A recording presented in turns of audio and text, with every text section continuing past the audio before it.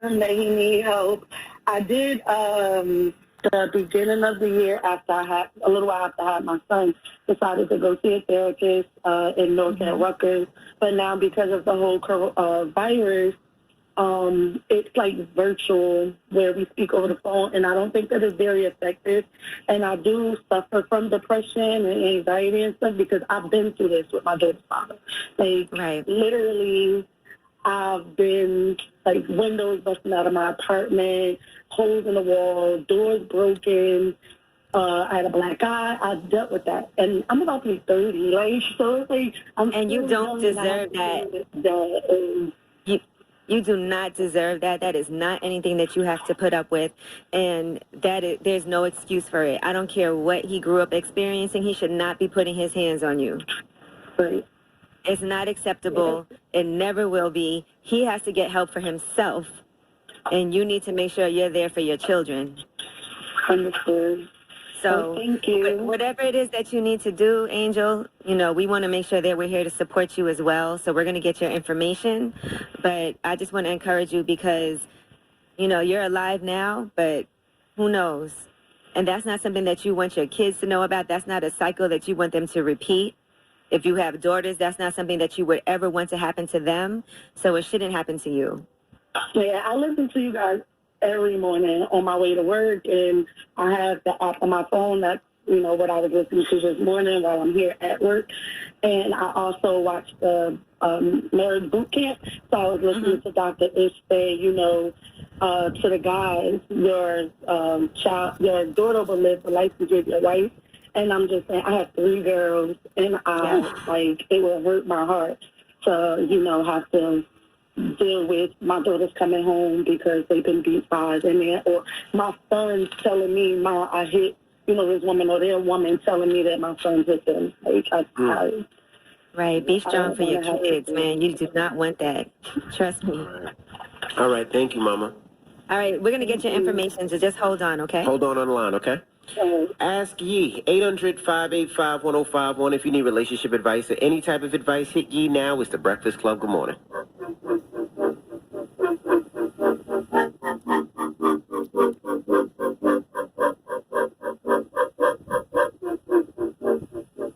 What's that on that beat? I was good on my own, that's the way it was. Of course, agree 100% with nobody deserves violence. I guess nobody deserves that, but that's only said to us women. So my question is, what is also the same way for men? If violence is to 2,050% unacceptable against us women, is there anything unacceptable against men? I mean, like, I'm just asking for a friend, I guess, because I mean, like, there's never, of course, you cannot ask any clarifying questions. What's it like? What was it about? What is it like? Whatever. And oh, you're justifying violence. No, I mean, like, there's gotta be, And why is it violence is acceptable against men? Nobody go like, oops, poor guy, shit, um, not at all. So there's got to be something that is unacceptable against men for real, not just from words, because this is for real. Men are getting locked up left and right. And a lot of times it's us who started it, or we are like playful in a certain way, which I see. I mean, I don't date, because of this, I grew up in a crazy household, so I don't feel healed already to start like a relationship like that, like a full-time relationship, it just I mean, I've been hearing this, I'm 55 years old, I've been hearing this all my life, violence is never justified against women. That's great. That's great. But is there anything that is not justified against men? I mean, like, so now they have a whole show about that. Yeah, I just got to the beach like half an hour ago, and like, so the other segment, it was Angela G. She felt guilty for getting his boyfriend arrested. Why are you gonna feel guilty? That's kind of like weird. I mean, if I get hit, shit, I ain't gonna be guilty if the guy get arrested, unless I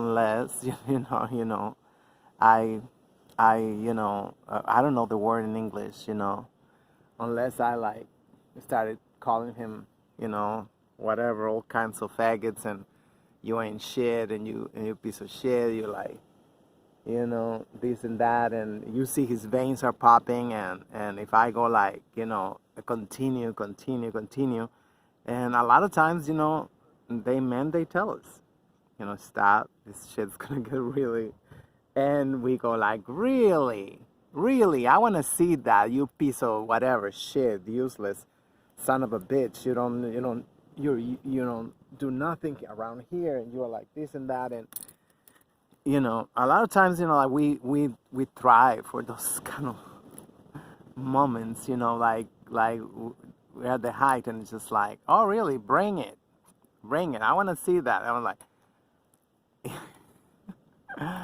I don't know, and it's just like, and of course, this kind of shows generalize, kind of like, without even saying it, they go like, yeah, all men. Like in the other segment, it was like, I think Charlemagne the Fraud saying like, oh yes, it's like men, act like this or like that. It's because, they are the ones with the problem, they're a piece of shit, like whatever, It's like, I guess he met every man in the world. So we have this humongous need to generalize, because that way we can take the heat off the crackers. All the rage we had against colonial oppression and colonial trauma, post-traumatic, now it's directed against men. So they're off the hook. They send us on this wild rage against our own men, and they're like smelling like roses. And I know this doesn't take away from the fact that something happened, but we do care about your feelings and want to make sure that you trust us. And let's make sure, Okay. so I think you should do that. Just make some type of show, because it has to feel bad if you're the person that something gets stolen from, and you also feel like, I'm the one that's been putting so much into this as well. Why would y'all do this to me? And he don't know who did it. So y'all don't know who did it. Nobody's fessing up to it. It could have been one of you. It could not have been. But let's just make up for it, move forward, and say that this should never happen again. Yeah.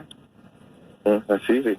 It's always going to be issues. It's how you deal with those issues when you have to work with people day after day. Now, how do you deal with it? Are you going to be stubborn? Or are you going to say, okay, I want to really move forward, and I understand the issues that you have, and I sympathize with that. So here's what we're going to do, and let's make sure that we don't have these issues and that we trust each other, and we're on your side. We're a team. Okay. Yeah, I like that. Thank you for that advice. Yeah, it's hard as a band, to do that, to stay humble sometimes. And we've been together for 3 years, and like I said, been through a whole lot. Right. Band member changes and all kinds of drama and stuff. And he's been my, right-hand man the whole time. I've been the manager, whole, engine. And tell him that. Tell him, you've been my right-hand man this whole time, and I don't want us to get into these situations. Tell him that. Yeah. Okay. All right, Barefoot Randy. For sure. Yeah, can I tell you my name, my band name? Go ahead. Sure. Naughty Pine, Naughty, Pine, Pine, and we're from Washington State, and you can check us out on Instagram, and we got our link. It's Naughty Pine Reggae, Naughty Pine is a great name. I'm gonna tell you something. Barefoot Randy is a good name too, though. I'm not gonna lie to you. It sounds Barefoot like a Randy is wine. a great name for a band. All right, thank you, man. Thank you. Yeah, I appreciate that. You know, I heard you say barefoot the other day. Y'all were talking about somebody, and you're like, you need to go barefoot. You need to this, that. It's like, yeah. Oh, that's me. right there. I do that every day. I walk around because I deal with anxiety. When my anxiety starts to act up, and I go outside barefoot and I ground myself, and then I go hug some trees and say some prayers. You know what I mean? Whenever I do that 3-4 times a week. Good, man. That's cool. That's good. Well, for Naughty Pine, make sure you're listening on Friday. I'm having a Angela Yee Day, and it's all dancehall and reggae and soca music. Oh, It is going to be on the... I'm going to be tuned in for sure with VP Records, right? Absolutely. Awesome. All right. All right. Ask Yee, 800-585-1051. Now, you got rumors on the way, Yee? Yes, and we are going to talk about Mary J. Blige. Now, whatever you do not say this to Mary J. Blige. When you see her, you might have thought that it was a compliment. She hates it. All right. Well, we'll get into that next. It's The Breakfast Club. Good morning. The Breakfast Club.